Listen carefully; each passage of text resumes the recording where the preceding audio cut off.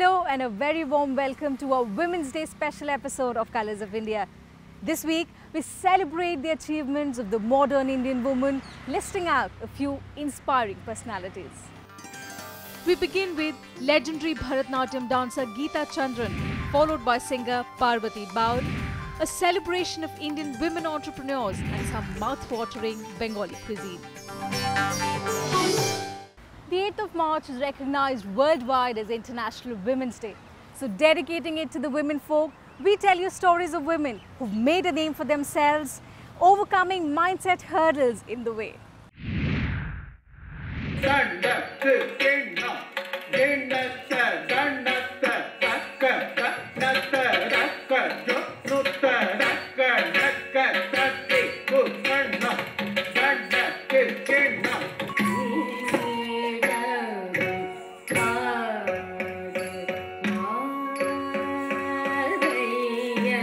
Inspired herself, now an inspiration for many. Geeta Chandran, Bharatnatyam danceuse, celebrated artist day, respected upholder of India's rich classical cultural tradition.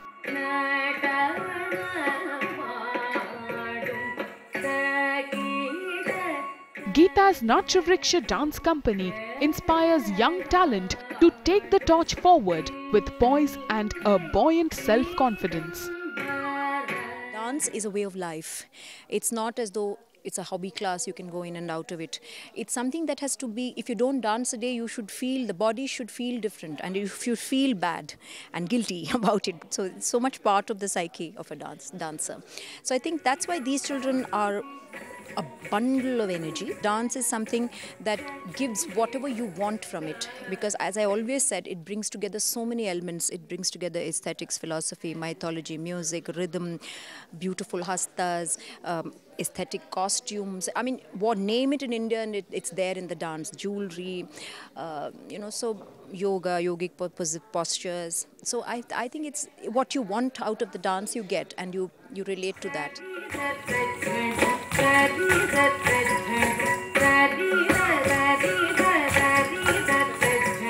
A performance by her troupe started with Mallari, a rhythmic number dedicated to Lord Shiva.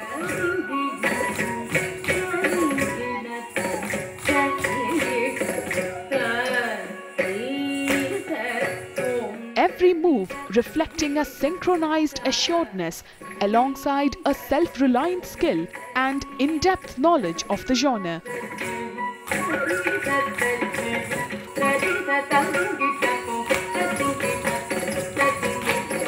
The impact was for real.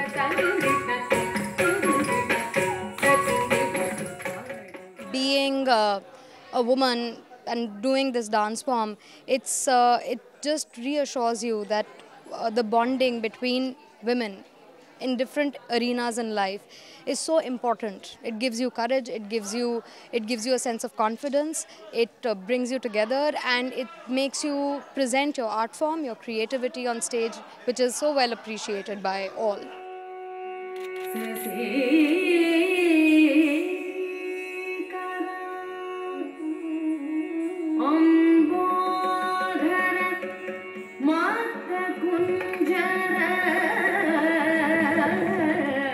Geeta's works have always had a strong classical poetry influence. Varsha Ritu, based on a poem of Kalidas, brought colors of the season to life.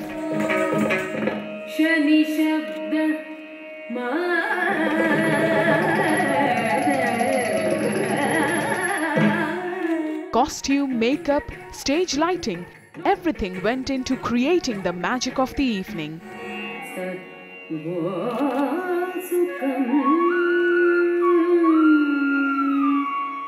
I like to create the look of the drape, but I very much do cut the fabric and stitch it up.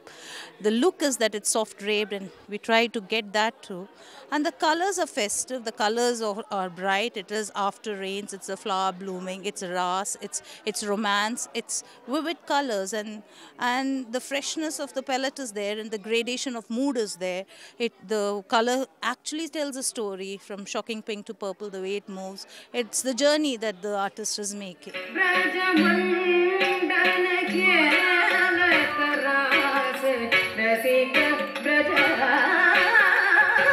And the grand finale, Ras.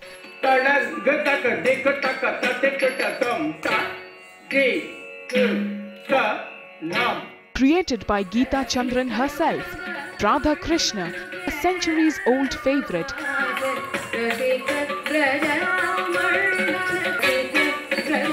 embellished with an array of moods and expressions, powers, raising admiration and awe.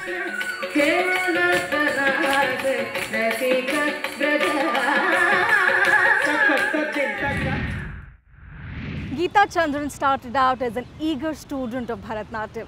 Today, she's a teacher with a following that extends around the world. An epitome of the creative, strong, independent woman who's made a distinct mark for herself. Up next in our showcase of women achievers is Parvati Bose and her soulful rendering of songs.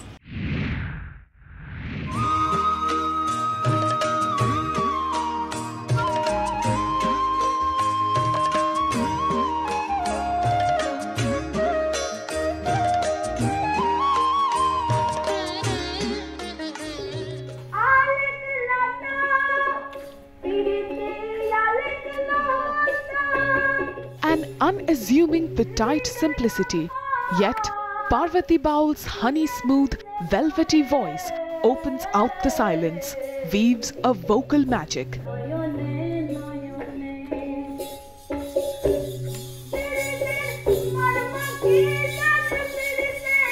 At the 16th National Festival of Creative Arts, that worship of the yoga of song, practiced by the Baul community of West Bengal down generations, showed through.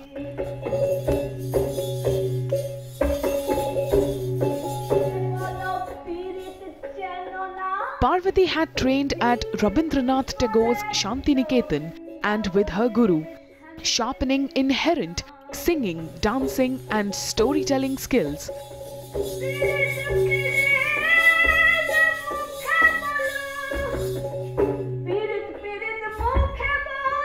Going on to defy all odds and claiming the mantle of a wandering minstrel.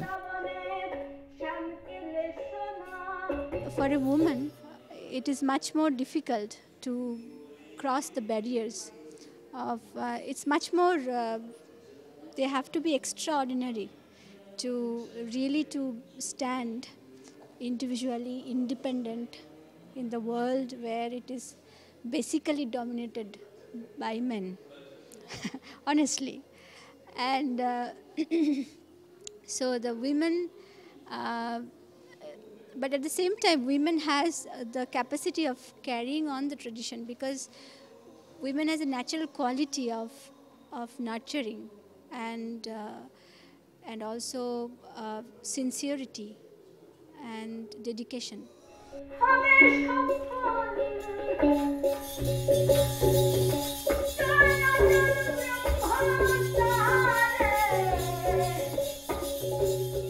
Baul is an age-old oral storytelling tradition, a unique genre of music born in West Bengal, set to wash away boundaries of classification in music. Parvati has taken it all over India and worldwide.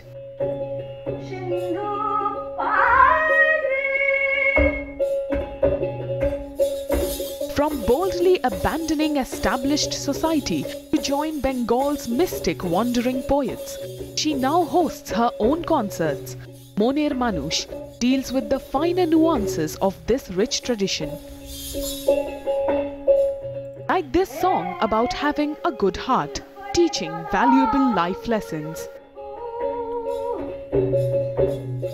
What she did was not just a woman power, I think that was a power of the universe. In fact, as you know, the Baul music is very closely related to the Sufi traditions. In a sense, what you see the Sufi traditions in the north, or this is the sort of Bengali form of the Sufi traditions, where it's a part of the Bhakti movement, really. So in that sense, Parvati singing a baul is really a universalism kind of a thing.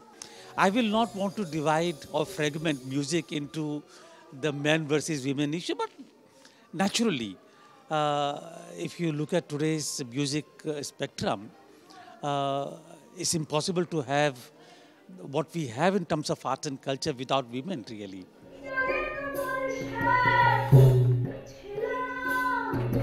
On stage, immersed in bhakti, Parvati plays her own instruments. The iktara in her right hand, the duggi thumped with her left, and nupur or metallic rings chiming on her feet. Parvati is a one-man, or rather one-woman show, mirroring the contemporary multitasking female entity. No art form can survive, let alone develop, unless you put you put fresh talents, fresh mind into it. Everywhere you have to put your freshness, otherwise it will get stale. Otherwise it will get stale. So this is the purpose that this platform has been serving. Okay, we bring new talents, we bring new forms, we bring new ideas. You know, this Parvati Baul is a new idea. Baul, many people are singing baul, but this lady has got something unique in her.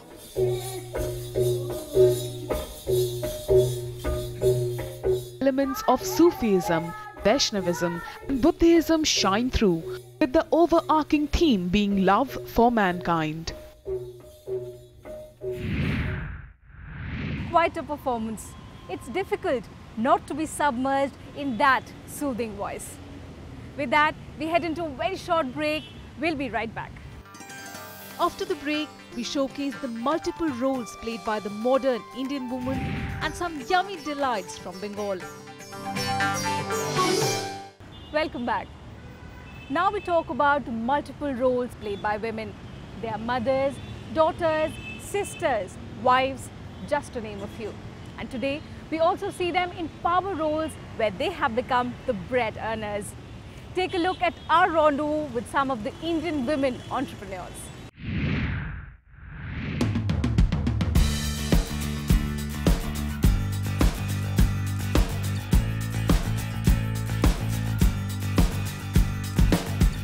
They are not big names yet, but they are trying to win the race of time and prove their mettle.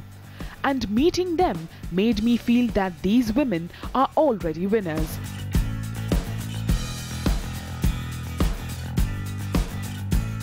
The 10-day-long Artisans Craft Bazaar, organized by the West Bengal's Women Moksha, brought together many artisans from around the country, who by face are unknown, but their work speaks volumes about them. And in spirit of the International Women's Day, I got up and close with a few leading ladies. Each and every artisan who has come today, they have come from their villages, from their respective segments to promote their own handmade products. So the commendable job that we are doing is because they are behind us. The credit goes to the artisans, their work, their product, and most important, their perseverance and enthusiasm. Astha is a design student from NIFT, but her courage and stamina mirrors the girl power of today's young India. Having carved a niche for herself by fabricating her own clothing line called Fire Kun, she brings in a touch of contemporary on cottage print cloths. Using hand-spun sheep and lamb wool from Ladakh, her inventions are organic and made without any machine. I just want to be able to, express what I am and what I feel about things. And as I've said that, about the things being absolutely organic, it's not that I want to market it that way or something. It's just that I personally really feel very strongly for the environment, and so I feel that this is how it should be done, and so trying to do that. So I think all the women should just stick by what they really believe.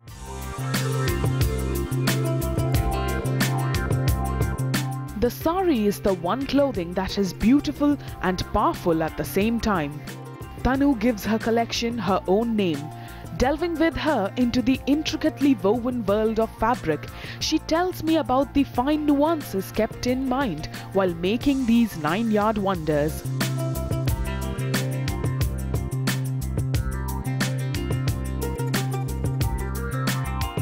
She has been working since 1994 and now she employs people as well.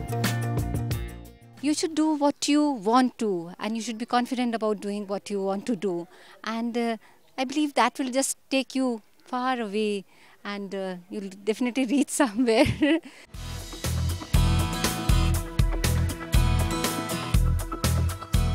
Aparajita is a single mother, but her modern outlook to take on things positively drives her to achieve success.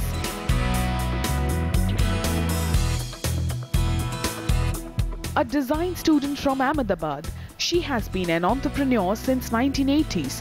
Working with cottons and printed shades, she creates outfits that are catchy and fun. If the woman is respected and is she safe in society, a woman has a lot to give to society.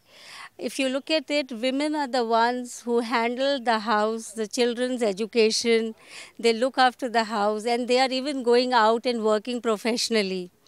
You go to the villages, I'll talk about the artisans. All these artisans are women. They are the ones who finish all their work at home, and then they sit and do embroidery, stitching, weaving.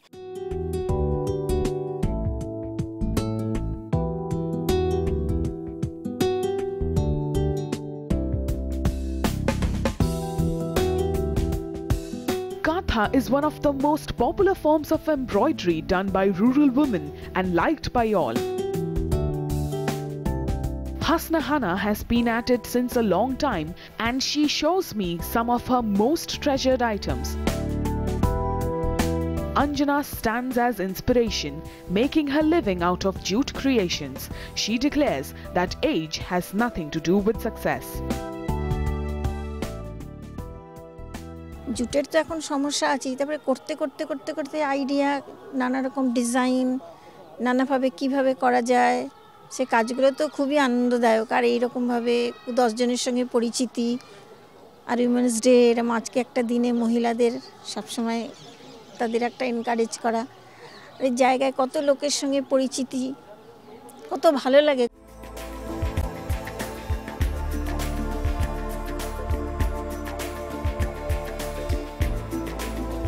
Young or old, women of today is loud and clear about what they want to do. Stitched together through their talent, every individual has independently handled the hurdles of life, making them fearless and powerful. By designing their fabric, they've showcased their talent and given wings to their dreams. Literally designed their lives. It's good to come across such empowered women. On that note, we head into another quick break. Stay with us. Next, we get you a variety of food from Bengal. Stay with us. Welcome back.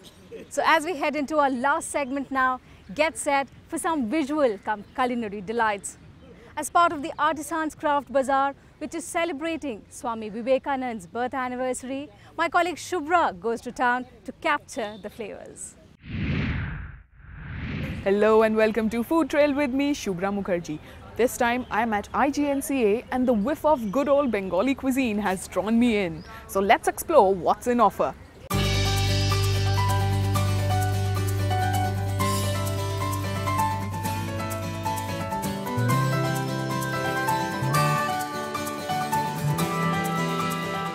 The sight of the bright Jamdani fabric, ranging from subtle to vibrant hues. The exquisite and delicate work of Kantha and the earthy touch of Shantiniketan leather bags. The Artisans Craft Bazaar organized by Women's Moksha was a tiny trip of Bengal in itself. And giving more excitement was the small Bengali food stall opened by High Kolkata, which promised to offer the best of Bengal. हमारा जो भी preparation है इस पे हम rice burn oil use करते हैं जिससे हेल्थ के लिए बेटर होता है। जैसे हम जो फ़िश यूज़ करते हैं, जैसे हिल्सा फ़िश में आपको ओमेगा 3 होता है जिससे आपको हेल्थ कॉन्शियस जो लोग होता है उन लोग इससे कोई प्रॉब्लम नहीं होता आप ये खाने में। लोग हार्ट को प्रोटेक्ट करने के लिए ओमेगा 3 को अलग से परचेज करते हैं, तो हम रेगुलर खाने में अगर हमारा ओमेगा 3 हमें मिल जाए तो बेटर ये होता है उस पर हेल्थ के लिए। इसके अलावा प्रोटीन होता है, इस पे फ़िश पे फॉस्फोरस होता है, कैल्शियम की परसेंटेज बहुत ज़्यादा है जिससे हमारा मतलब आँखों का भी रोशनी में इसमें ये होता है कैल्शियम की वजह से। तो ये सब चीज़ फ़िश में मिलता है, इसीलिए नॉन वेज हमारा बंगाल का लोग ज़्यादा लाइक करता है।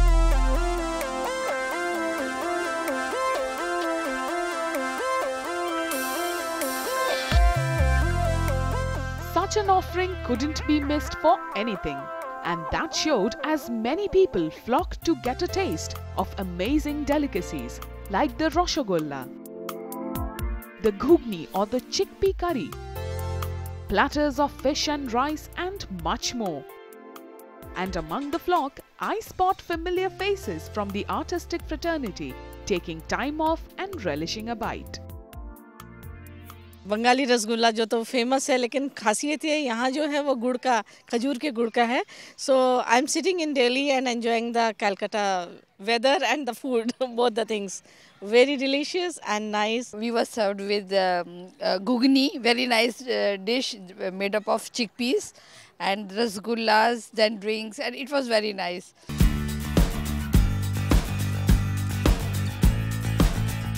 Bengali cuisine reflects a rare combination of tastes of the region's many regimes and cultural traditions down the centuries. The native fare blended with the Mughal and Marwari, the British and Jewish, all reflecting in the cooking style and eating habits. My visit started with the chingri machir chop, a cutlet made with small shrimps and banana flowers mixed and deep fried with a crunchy coating of breadcrumbs. I've had a look at the very gorgeous fair over here. They are selling beautiful Bengali handicrafts and cups and jute items. But now it's time for me to taste the authentic Bengali flavors of High Kolkata. So over here I have the mochar chingri chop.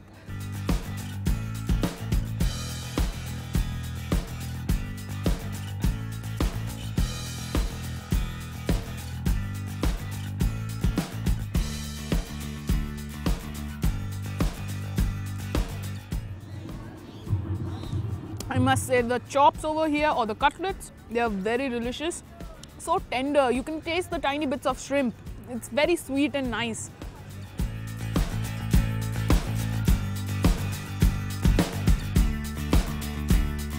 The main course consists of an array of dishes, fried and salty to spicy and curry based. Rice with ilish bhapa is a household staple. Bengal also has its own version of the biryani, the most interesting being Hilsa biryani, a fine mix of Lucknowi and Bengali flavors. Not to miss the kacha lonkar mangsho, a spicy recipe of mutton cooked with green chili, coriander and spinach.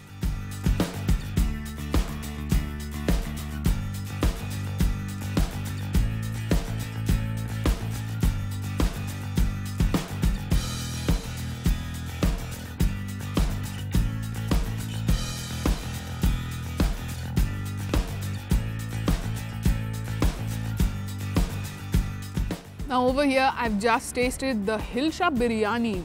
Yes, you heard it right. It's a biryani preparation with fish, and not any ordinary fish. It's a preparation with ilish, or the queen of fish, or the Hilsa. And Hilsa is a very, very soft and delicate fish, and it is full of flavors.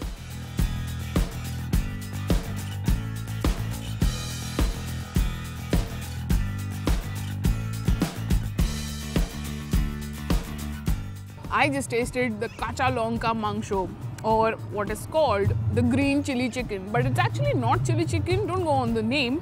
It's actually very nice and healthy. It's cooked with a lot of leaves, as in coriander and spinach, and it's made of mutton.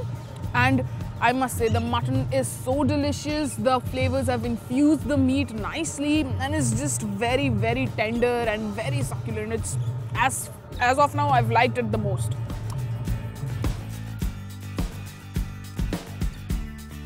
And finally, the dessert.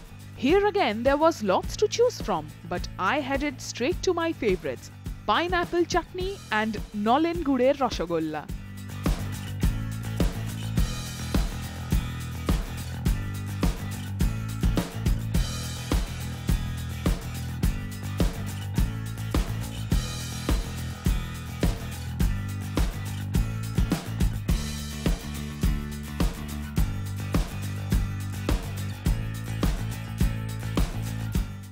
Now I've just tasted over here the Nolen Guder Rasgulla and I must say it is very good. It is so delicious, it is soft. It is like any other Rasgulla, but the Nolen Gur, which is dates jaggery, it has been soaked into it, sipped, and you know, that is why it gets all the character. It is very nice. It's an authentic Bengali dish. And of course the chutney, which is normally supposed to be had at the end of your cuisine with rice, but I prefer to have it alone. So I'm going to head back to have more of this and finish these off. Until then, it's over to you, Teena. Well, with that, it's a wrap up on this episode of Colors of India. We'll see you same time next week with another bunch of exciting stories. But before we say our final goodbye, a big salute to womanhood.